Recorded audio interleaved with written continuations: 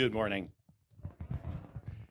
I'm grateful to Monsignor Cody and Father Jim and Deacon Michael for inviting me to be present with you this morning to celebrate this feast day Mass and to preach and to extend my farewell.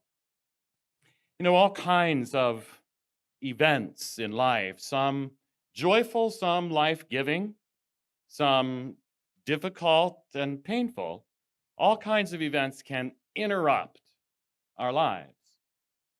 The birth of a baby, the loss of a loved one, a promotion at work, getting laid off, the onset of an illness, or healing at the end of a prolonged treatment. Interruptions that are surprising and unexpected can be the most challenging, calling us to dig deep for the strength of resiliency, the ability to adapt our lives, to change course, to accommodate a new reality gracefully and with new purpose. These interruptions change us, and they change how we relate to others. And all interruptions, even the most difficult ones, even when we can't see it at the time, all interruptions are moments of grace.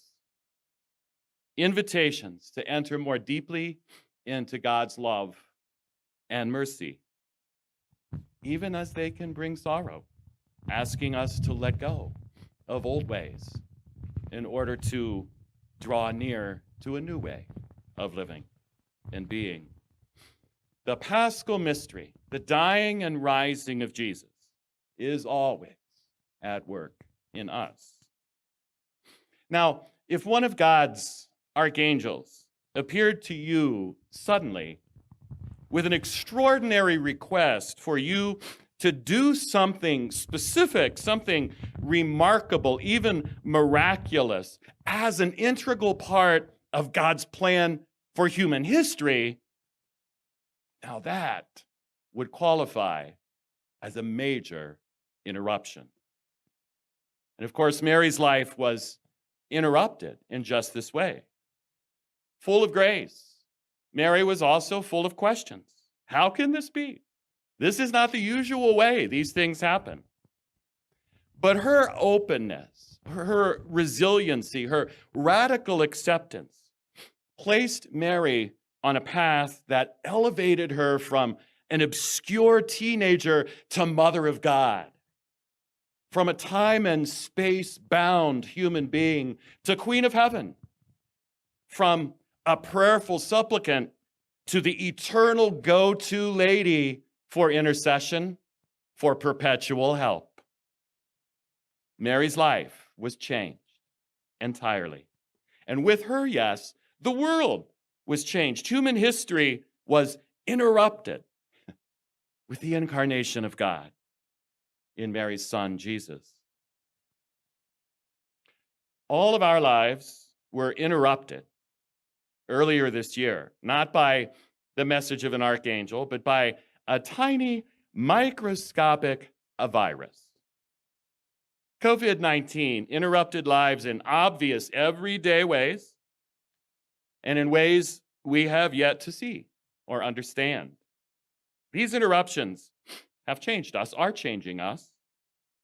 To some, it has brought suffering, illness, or death. To others, it has called forth the strength of heroic care for others. To many, it has brought uncertainty, unemployment, anxiety, fear, worry over our children, over our elders, our relatives and friends, our future. So many interruptions, too numerous to name. You know them, you're living them. There is a lot we cannot see at this moment in history. But my dear friends, what is unknown is never a reason for fear for disciples of Jesus. What is unknown is not a reason for fear for disciples of Jesus, because God is faithful.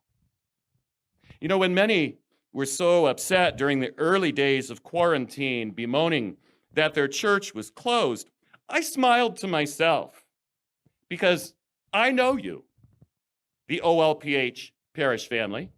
I've known you and loved you for 9 years. And I knew that for you, church wasn't closed. Church was deployed. Church, that is, each of you and all of us as a body already formed for Jesus, already equipped for discipleship by the sacraments, especially the Eucharist, already to go. We, the church, we're deployed. We're sent out into your homes with your families, to neighbors in need, to strangers suffering around the world. We were deployed to be church, the servants of love and mercy and compassion and healing that this interruption called for. We embraced that invitation of this interruption to be Eucharist for each other, even when we couldn't come together to celebrate Eucharist. Church was never closed. We were busier than ever, adapting to the circumstances, living our identity and mission in new ways, trusting always that God is faithful.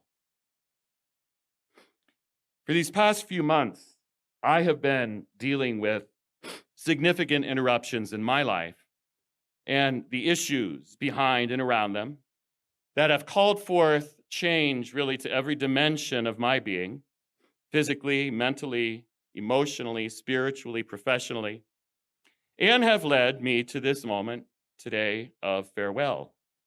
I never expected to leave OLPH under these circumstances. I never expected to be feeling this awkward, embarrassed, and regretful at this moment of farewell. But I accept that I am a gambling addict, and I deeply regret and am sincerely sorry for my behavior of lies and stealing and manipulation and the havoc and disruption I caused while stuck in my addictive compulsion. I never wanted my example to be a poor one, to teach by my mistakes and weaknesses, but I humbly present to you my life before recovery as a lesson of the insanity that occurs when one is in denial. I am forever grateful to the parish leadership team here, specifically Father Jim, Deacon Michael, Julie Freeman, Kevin Radwanski, Karen Cook, and Teresa Bays for their courageous intervention. And I am grateful to be in recovery, to know that God is faithful to me, a sinner, as God is to us all.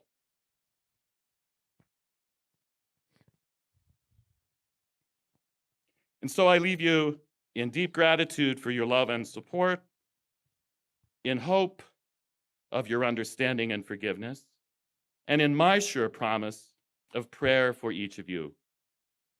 God is faithful. God is at work in this crazy world through each of you. Keep at it. And Our Lady of Perpetual Help, pray for us.